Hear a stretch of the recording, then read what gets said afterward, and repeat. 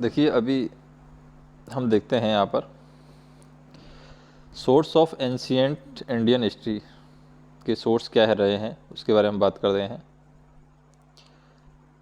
देखिए इसको तो हम ऊपर डाल देते हैं, ठीक है, तो थोड़ा ये चलता रहेगा ऊपर की साइड। ये पेन को भी थोड़ा सा इधर डाल देते हैं अपन, ये साइड में डाल देते हैं। अभी सही, कोई दिक्कत नहीं है। तो देखिए सबसे पहले तो सोर्स में हम देखें, नीचे अगर हम देखें तो एनसीईआरटी का क्लास 6 का चैप्टर 1 है, ठीक है, और फिर ओल्ड एनसीईआरटी न्यू एनसीईआरटी दोनों का मिक्सअप करके बनाया हुआ है, तो उसकी तो कोई दिक्कत नहीं है हमें। सबसे पहले हम देखें the study of ancient Indian history is importance as it tell us how when and where people develop the earliest culture in our country. मतलब एंशियंट जो हिस्ट्री है, ठीक है, एंशियंट हिस्ट्री में हम पढ़ते क्यों हैं, पहले तो हमें ये पता होना चाहिए कि हम पढ़ते क्यों हैं एंशियंट हिस्ट्री। तो इसके पीछे पढ़ने के पीछे कारण क्या है, क्योंकि ये हमें बताती है कि कैसे लोग डेवलप हुए हमारे देश में, स्टार्टिंग में किस तरीके से हमारी जो स्टार्टिंग कल्चर है वो किस तरीके से डेवलप हुई, कब हुई और कहाँ हुई। ये सारी चीज़ों का आंसर हमें कहाँ पर मिलता है, एंशियंट हिस्ट्री में मिलता है, इसलिए हम एंशियंट हिस्ट्री पढ़ते हैं। It indicate how they started their agriculture which made life secure and settled. मतलब ये हमें बताती है कि किस तरीके से जो हमारे पूर्वज थे उन्होंने एग्रीकल्चर स्टार्ट की, खेती को स्टार्ट किया, किस तरीके से उन्होंने खेती स्टार्ट करके लाइफ को सिक्योर बनाया, मतलब सुरक्षित बनाया, और अच्छे से वो सेटल होना स्टार्ट हुए। It shows how the ancient Indian discovered and utilized natural resources and how they created the means for their livelihood। मतलब ये हमें बताती है, जैसे आज के समय में हम साइंस में नई नई खोज करते हैं, नई नई टेक्नोलॉजी से, जैसे आर्टिफिशियल इंटेलिजेंस आ गया, उससे कितनी सारी चीज़ें ईजी हो गई है, कंप्यूटर से कितनी सारी चीज़ें ईजी हो गई है। इसी तरीके से जब पुराने समय में कुछ भी फैसिलिटी नहीं थी, तो किस तरीके से भारतीय जो लोग थे, प्राचीन भारतीय जो लोग थे, उन्होंने किस तरीके से नेचुरल रिसोर्स से हैं उनको डिस्कवर किया, उनकी खोज की, उनकी उपयोगिता जानी और उनको अपनी डेली लाइफ में यूटिलाइज किया, ताकि हम अभी तक की जनरेशन में पहुंच सके। तो अभी तक की जो जनरेशन में हम पहुंचे हैं वो किसकी देन है, हमारे प्राचीन जो भारतीय हैं उनकी ही देन है। Source that are responsible for providing information about history are known as historic source. मतलब कौन से ऐसे सोर्स हैं, कौन सी ऐसी चीज़ें हैं, कौन से ऐसे ग्रंथ हैं, कौन सी ऐसे कोई पदार्थ है, कोई व्यक्ति है, या फिर हम कह सकते हैं कोई खुदाई हुई है, या क्या चीज़ ऐसी है, उसका सोर्स क्या है, किस चीज़ से हमें पता चलता है कि हमें उनके बारे में जानकारी मिलती है कि किस तरीके से लोगों ने चीज़ों की जानकारी प्राप्त की, किस तरीके से लोगों ने एग्रीकल्चर को स्टार्ट किया, किस तरीके से उन्होंने नेचुरल रिसोर्स को यूटिलाइज करना सीखा। तो ये सब चीज़ें हमें कहाँ से पता चलती है, जिस सोर्स से पता चलती है, उन सोर्स को हम हिस्टोरिकल सोर्स कहते हैं। तो उन्हीं सोर्सों की यहाँ पर बात की जाती है। Source of ancient Indian history के सोर्स कौन कौन से हैं उनके बारे में हम बात करते हैं। तो देखिए यहाँ पर सोर्स दिखाए गए हैं, अलग अलग सोर्स दिखाए गए हैं। तो थोड़ा सा हम इसको ऐसे जूम आउट कर लेते हैं source of ancient Indian history के। तो देखिए, the source responsible for the information about the ancient history can be broadly categorize as archaeological और लिटरेसी। मतलब कुछ तो खननों से हमें सोर्स प्राप्त हुए हैं, कुछ लिटरेरी सोर्सेज हैं, मतलब किताबें हैं, कुछ तो किताबों से हमें कुछ जानकारी मिली है, और कुछ हमें खुदाइयों से जानकारी मिलती है।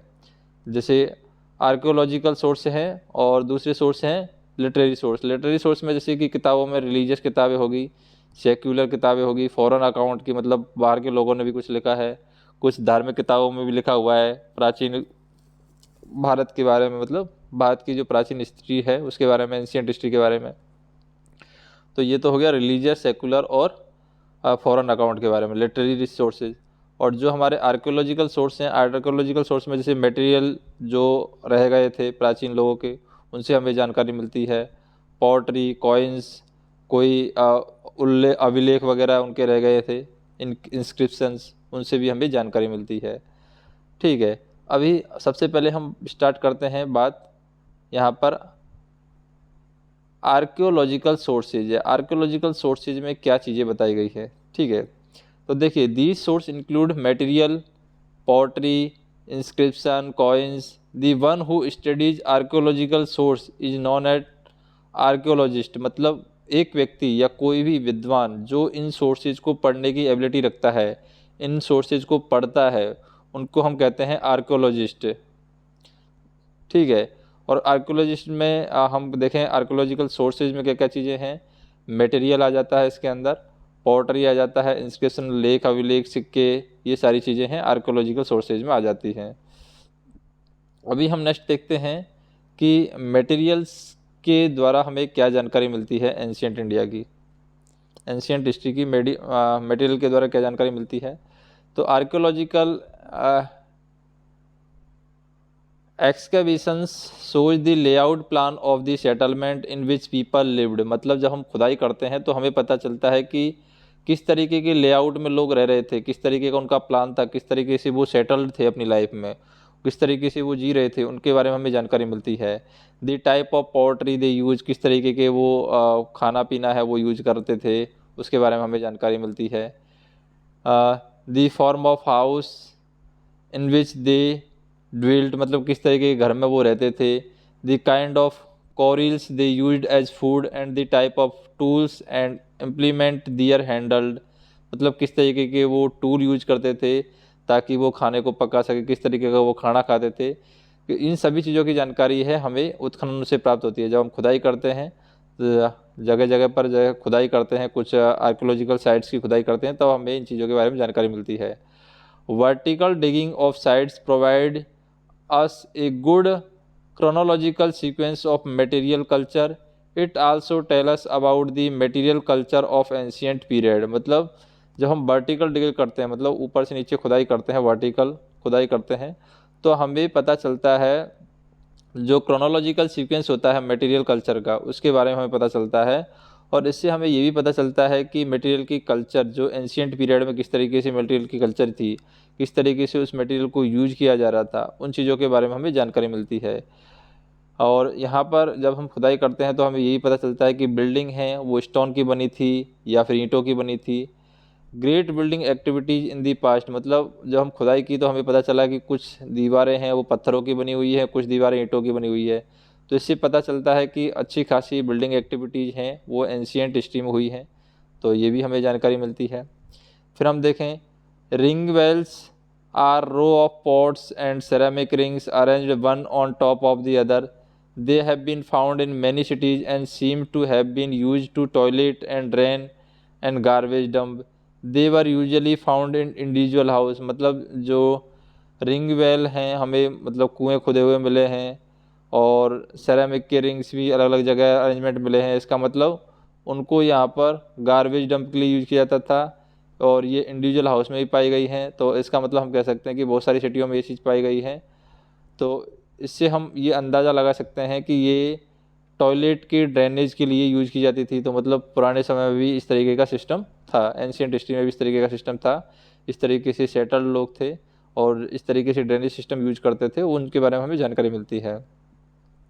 अगर हम बात करें साउथ इंडिया की, in south India megalithic provide us information about the life of people of post iron age. मतलब मेगालिथिक है, मेगालिथ्स जो साउथ इंडिया में है वहाँ से हमें ये इन्फॉर्मेशन मिलती है कि पोस्ट आर्यन एज में लोगों की लाइफ है वो किस तरीके से थी। Some of the largest collection of the iron tool and weapon were found in the megalithic burials. मतलब जो मेगालिथिक की जो कब्रें थी वहाँ पर हमें बहुत सारे आयरन के टूल्स और वीपन्स हमें मिले हैं, उनके बारे में बताया गया है। The use of iron began in the Indian subcontinent around 3000 year ago. मतलब आयरन का जो यूज है इससे हमें पता चलता है कि भारत में आयरन का जो यूज है 3000 साल पहले स्टार्ट हो गया था। Around 2500 year ago there are evidence of ample use of iron tool which include iron axe for clearing forest and iron ploughs. मतलब कि हम कह सकते हैं कि 2500 साल पहले हमें ये प्रमाण मिले हैं कि आयरन की कुल्हाड़ी का इस्तेमाल किया जाता था पेड़ को काटने के लिए। तो इससे भी हम ये अंदाज़ा लगा सकते हैं कि आयरन का हमारे प्राचीन जो लोग थे उन लोगों ने किस तरीके से आयरन का यूटिलाइज किया है। तो यहाँ पर हम देखते हैं मेजर आर्कियोलॉजिकल साइट्स हैं और उनके जब साइट्स की खुदाई की गई थी तो उन साइट्स में क्या क्या चीज़ें हमें मिली हैं। तो देखिए जैसे कि नर्मदा वैली है, नर्मदा वैली की जो खुदाई की गई थी तो इसमें हमें इंफॉर्मेशन मिली है yearly hunting and gathering communities, मतलब कम्युनिटीज़ हैं आपस में इकट्ठा होकर के हंटिंग करती थी फूड के लिए, तो ये नर्मदा वैली में हमें मिली है, ये आर्कियोलॉजिकल साइट है। फिर नॉर्थ ऑफ विंध्या में हम देखें इंडिया के राइस जो कि पहली बार चावल उगाने के प्रमाण है हमें वहाँ पर मिले थे नॉर्थ ऑफ विंध्या में। फिर मगधा है, मगधा साइट में हमें क्या मिला है, first kingdom of India, India के फर्स्ट किंगडम का इस्टेब्लिशमेंट हुआ था मगध में, तो ये वहाँ से साइट से मिले हमें जानकारी। फिर है Sulaiman and Kirthar hills of north west, Sulaiman और किर्थर हिल्स हैं, मतलब चोटियाँ हैं कुछ पहाड़ी टाइप में, सुलेमान और किर्थर हिल्स की नॉर्थ ईस्ट में। यहाँ पर हमें मिला है गेहूँ की सबसे पहले खेती यहाँ पर हुई है, बाजरे की सबसे पहले खेती हुई है, 8000 साल पहले यहाँ पर गेहूँ और बाजरा है उगाना स्टार्ट कर दिया था, तो उसके बारे में जानकारी मिली है। अब गारो हिल्स है, गारो हिल्स में हमें स्टार्टिंग में एग्रीकल्चर खेती जो की गई थी इंडिया में उसके बारे में जानकारी मिलती है। इंडस और इसकी ट्रिब्यूटरीज है वहाँ पर हमें जानकारी मिली है। इंडियन सब्सिक्वेंट की जो फर्स्ट सिटीज़ हैं वहाँ पर इंडस और उसकी जो ट्रिब्यूटरीज हैं वहाँ पर हमें जानकारी मिली है। गंगा वैली में हमें क्या जानकारी मिली है, अब 2500 साल पहले किस तरीके से सिटियों का डेवलपमेंट हुआ था उसके बारे में जानकारी हमें गंगा वैली से मिली है। अभी हम देखें